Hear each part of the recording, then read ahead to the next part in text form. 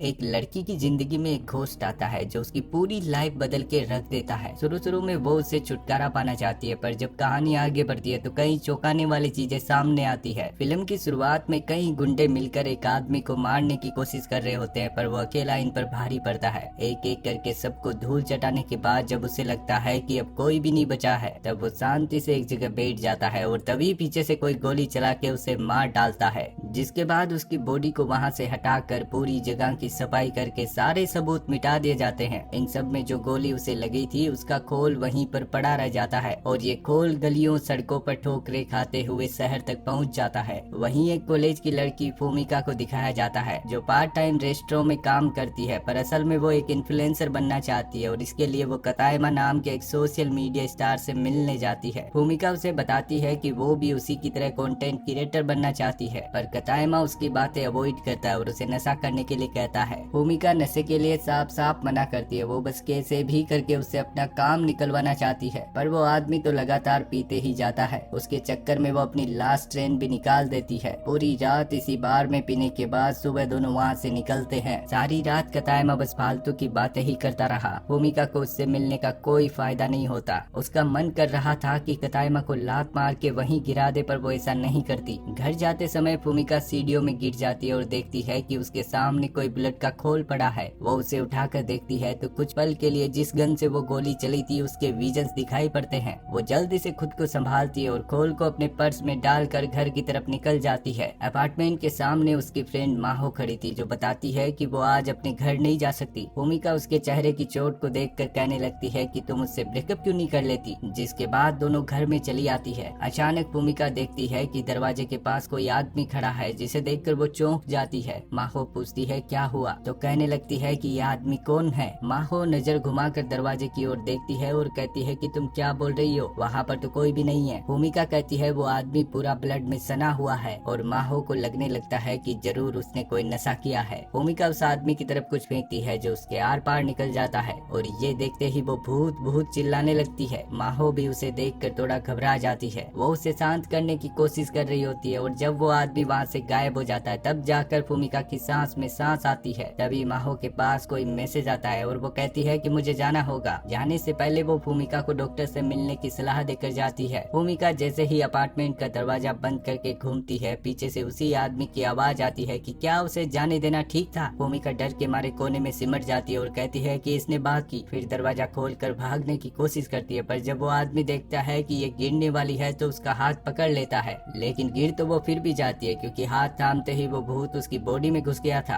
और कमाल की बात तो ये थी कि दोनों आपस में बात भी कर पा रहे थे, साथ ही एक ही बॉडी को दोनों कंट्रोल भी कर रहे थे। भूमिका कहती है कि मेरी बॉडी से बाहर निकलो, तो भूत कहने लगता है कि देखो बात यह है कि मैं पहली बार भूत बना हूँ तो मुझे इस प्रोसेस का इतना पता नहीं है। भूमिका कहती है मैं कुछ नहीं जानती, मेरी बॉडी से बाहर निकलो। भूत कहता है ठीक है, आज के लिए इतना काफी है और वो उसकी बॉडी से बाहर निकल जाता है। अब उसे लगता है कि भूत चला गया और गॉड का शुक्रिया करती है कि वो अब भी जिंदा है, पर तभी वो उसके सामने आकर कहने लगता है कि किसी की बॉडी में घुसना जितना मैंने सोचा था उतना भी अच्छा नहीं था। और भूमिका चिल्लाते हुए भागती है कि ये अभी तक यहीं पर है। भागते हुए सोचती है कि क्या उसे पुलिस को कॉल करना चाहिए, पर सीढ़ियों से उतरते ही वो घोस्ट उसके सामने फिर से आ जाता है, क्योंकि जब भी वो उससे 15 मीटर के रेडियस से दूर जाती है तो घोस्ट अपने आप ही टेलीपोर्ट होके उसके सामने चला आता है। वो यहाँ से भी भाग जाती है और भागते भागते एक गली में माहो को देखती है जिसका बॉयफ्रेंड उससे पैसे मांग रहा था और उसे चोट पहुँचाने की कोशिश कर रहा था। भूमिका उसके बॉयफ्रेंड से इसके बारे में पूछती है तो कहने लगता है कि तुम हमारे मामले से दूर रहो, जिसके बाद वो माहो को लेकर जाने लगता है और माहो भी चुपचाप उसके साथ चली जाती है। तभी वो भूत आकर पूछने लगता है कि क्या तुम उसे पनिश करना चाहती हो। भूमिका डर तो जाती है पर इस बार वो डर के भागती नहीं। भूत कहता है तुम्हें पावर चाहिए तो मेरे हाथ को थामो, पर भूमिका उसे मना करती है और दोबारा अपनी बॉडी का कंट्रोल उसे नहीं देना चाहती। भूत कहता है तुमने माहो की चोट को देखा था ना, क्या तुम उसकी हेल्प नहीं करना चाहती। और तभी वो देखती है कि माहो का बॉयफ्रेंड उसके साथ फिर से बदसलूकी करने लगा है और ये देखने के बाद वो भूत की बात मान जाती है। जैसे ही वो उसका हाथ थामती है भूत उसकी बॉडी में घुस जाता है। माहो का बॉयफ्रेंड जब उसे पंच मारने वाला होता है तो भूमिका उसका हाथ पकड़ लेती है और उसे घुमाकर एक जोरदार पंच मारती है, पर इसके बाद भी उसकी अकल ठिकाने नहीं आती और वो उसे जान से मारने की धमकी देता है, लेकिन दूसरे मुंह में तो उसकी सिट्टी बिट्टी गुल हो जाती है और वो बेसुध होकर जमीन पर गिर जाता है, जिसके बाद भूत भी उसकी बॉडी से बाहर निकल आता है। लेकिन तभी उसका बॉयफ्रेंड फिर से खड़ा खड़ा होकर फूमिका पे हमला करता है और उसका गला दबाकर मारने की कोशिश करता है। भूत उसे अपना हाथ थामने के लिए कहता है पर वो बहुत कोशिशों के बाद भी उसका हाथ नहीं पकड़ पाती। तभी माहो एक पत्थर से अपने बॉयफ्रेंड के सर पे मारती है और फूमिका की जान बचा लेती है। अब ये दोनों एक दूसरे को संभालती है और घर की तरफ चल देती है। वहीं वो भूत उस आदमी को देखता है और फूमिका से आकर कहता है कि तुम्हें देखना चाहिए वो जिंदा भी है या नहीं, ऐसे ब्रिक से कौन मारता है। फूमिका कोई जवाब नहीं देती, बस उसकी तरफ देखती रहती है और माहो पूछती है क्या सच में तुम्हें कोई दिखाई देता है। फूमिका हाँ में जवाब देती है। अब ये तीनों एक कॉफी शॉप में जाते हैं जहाँ पे फूमिका उसे भूत के बारे में सब कुछ बताती है कि उसे उसके अलावा ना कोई देख सकता है, ना सुन सकता है और ना ही टच कर सकता है। माहो कहती है मतलब कि जो फाइटिंग तुमने की थी वो असल में भूत कर रहा था। फूमिका कहती है हाँ, वो मेरी बॉडी को कंट्रोल कर सकता है। तभी फूमिका अपने हाथ को देखती है और भूत पर चिल्लाती है कि देखो तुमने क्या किया। अब वो इंटरनेट पे सर्च करती है कि भूतों से पीछा कैसे छुड़ाएं और तुरंत नमक की बोतल उठा के जहाँ पे वो बैठा था वहाँ पे गिराने लगती है। माहो उसे ऐसा करने से रोकती है और शांत करके बिठाती है क्योंकि आसपास के लोग उसे पागल समझ रहे थे। भूत कहता है मैंने तुम्हारी हेल्प की और तुम मुझ पर गुस्सा हो रही हो। भूमिका कहती है तो फिर यहाँ से चले जाओ। भूत कहता है ये इतना भी आसान नहीं है, याद है तुमने वो गोली का खोल उठाया था, मुझे लगता है मेरी मौत जिस गोली से हुई है ये उसी का था। वो जल्दी से अपनी पॉकेट से कारतूस निकालती है और छिटक कर फेंकते हुए कहती है कि मुझे नहीं पता था कि ये गन से निकली गोली का है। भूत बताता है कि उसे कुछ भी याद नहीं कि वो कैसे मरा, पर शायद वो इसी गोली से मरा था, इसीलिए जब भूमिका ने इसे उठाया तो वो उसके साथ जुड़ गया। भूमिका हैरान होती है कि उसका मर्डर हुआ था और वो भूत अपने बारे में बताने लगता है कि उसका नाम कूडो है, मरने से पहले वो एक हिटमैन था। ये सुनकर तो भूमिका की सिट्टी बिट्टी गुल हो जाती है। कूडो बताता है कि वो किसी संस्था के लिए काम करता था और शायद उसी संस्था के किसी ग्रुप ने उसको मारा है, तो जब तक वो अपनी मौत का बदला नहीं लेता तब तक उसकी मुक्ति नहीं होगी। कूडो कहता है कि हम दोनों मिलकर उनको चुन चुन के मारेंगे, बस तुम मेरी हेल्प करना। और भूमिका जो उसकी बातों से पूरी शौक में थी साफ साफ मना करके जल्दी से यहाँ से निकल जाती है। भूमिका माहो को बताती है कि उसे किसी हिटमैन के बदले में कोई दिलचस्पी नहीं है और अब से वो कूडो को इग्नोर करने का फैसला करती है। कूडो कहता है अच्छा होता कि वो कारतूस तुम्हें ना मिलकर किसी सोल्जर को मिल जाता। भूमिका माहो को एक अलार्म देती है और कहती है कि अगर वो आदमी दोबारा दिखे तो मुझे कॉल करना और पुलिस को बताना मत भूलना। जिसके बाद वो उसे बाय बोलकर चली जाती है। अब वो एक चर्च की तरफ जाती है और उस कारतूस को वहीं फेंक कर गॉड से कहती है कि उसका कूडो से पीछा छूट जाए। कूडो बताता है कि वो इसमें एक्सपर्ट तो नहीं है पर उसे नहीं लगता कि ये इस तरह काम करता है। तभी भूमिका के पास कतायमा का मैसेज आता है जो एक नरुमी नाम के लड़के के साथ था, जिसे देखकर वो काफी एक्साइटेड हो जाती है। कूडो पूछता है कि ये नरुमी कौन है और तुम इसे देखकर इतने एक्साइटेड क्यों हो। भूमिका बताती है कि ये सोशल मीडिया स्टार है, इसके पास 70,000 से भी ज्यादा फॉलोवर्स है। कूडो भी उसकी फोटो देखता है और चौंकते हुए कहता है कि ये नरुमी तो अच्छा आदमी नहीं है। भूमिका पूछती है तुम्हें कैसे पता, पर कूडो सब भूल गया था, उसे कुछ भी याद नहीं था और भूमिका उसकी बातों को इग्नोर करके चली जाती है। वो उसी बार में जाती है जहाँ पर कतायमा और नरुमी पार्टी कर रहे थे और वो भी उनके साथ पीने बैठ जाती है। जल्दी उसे एहसास होता है कि वो दोनों उसको छूने की कोशिश कर रहे हैं और अब उसका सर घूमने लगा था। वो कहती है मुझे ठीक नहीं लग रहा, अब शायद मुझे घर जाना चाहिए और काउंटर पे पैसे देकर जाने लगती है, पर वो ठीक से चल भी नहीं पाती। उसे एहसास होता है कि इन दोनों ने उसकी ड्रिंक में कुछ मिलाया है। कतायमा और नरुमी आपस में बातें कर रहे होते हैं कि हमने सोचा भी नहीं था कि ये ड्रग्स इतना जल्दी काम करेगा। और तभी भूमिका खड़ी होकर गुस्से में उन दोनों को देखते हुए कूडो से कहती है कि तुम्हारा शुक्रिया मुझे बताने के लिए कि ये दोनों मुझे ड्रग्स दे रहे थे। एक्चुअली हुआ यूँ था कि उस समय कूडो को याद आ गया था और उसने भूमिका को बताया कि नरुमी और कतायमा लड़कियों को ड्रग्स देते हैं और फिर उनका फायदा उठाते हैं और इनके बारे में वो इसलिए जानता है क्योंकि कूडो जिस संस्था के लिए काम करता था वो ऐसी पिल्स बनाती है और उसने कई बार इन दोनों को वहाँ से पिल्स खरीदते देखा था। भूमिका उसकी बातों का विश्वास तो नहीं करती पर वो कोई भी रिस्क नहीं लेना चाहती, इसलिए वो कूडो से कहती है कि अगर ये सच हुआ तो मैं उनकी हड्डियां तोड़ दूंगी। कूडो पूछता है पर तुम भला ये कैसे कर पाओगी और वो कहती है कि मैं तुम्हें अपनी बॉडी में आने दूंगी। कूडो कहता है पर मैं तुम्हारी हेल्प क्यों करूँ। भूमिका कहती है इसके बाद मैं भी तुम्हारी हेल्प करूंगी। कूडो कहता है ठीक है, पर मुझे लगता है कि बारटेंडर और स्टाफ भी उनसे मिले हुए हैं और होता भी बिल्कुल ऐसा ही है, पर बारटेंडर जब उसकी ड्रिंक में ड्रग्स मिलाता है तो कूडो उसे बता देता है। भूमिका उन दोनों से कहती है कि मुझे पता है तुम लोगों ने मेरी ड्रिंक में ड्रग्स मिलाया है, चुपचाप खुद को पुलिस के हवाले कर दो नहीं तो अच्छा नहीं होगा। पर वो दोनों उस पर हंसने लगते हैं और बताते हैं कि पुलिस उनका कुछ नहीं बिगाड़ सकती। जिसके बाद भूमिका कूडो के साथ कनेक्ट होती है और कहने लगती है कि अब पछताने के लिए बहुत देर हो चुकी है। कतायमा उसका मजाक उड़ाता है इसलिए वो सबसे पहले उसी की छुट्टी करती है।